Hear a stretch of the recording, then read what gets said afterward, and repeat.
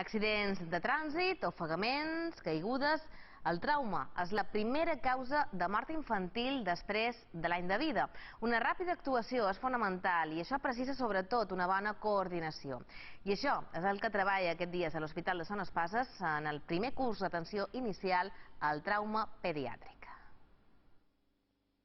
Le duele la cadera en el lado izquierdo, le duele la pierna también, aquí una fractura abierta. Un infant d'11 anys va de pecat a la moto del seu pare. Tenen un accident. L'home mor a l'acte.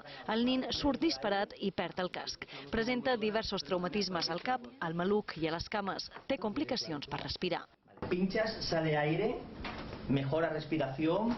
És un cas avui fictici que pot arribar al servei d'urgències de qualsevol hospital.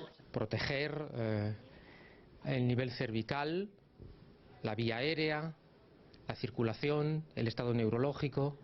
Es decir, hay una serie de pasos estructurados, muy establecidos, secuenciales, y que hay que hacer de una forma ordenada para que todo vaya bien.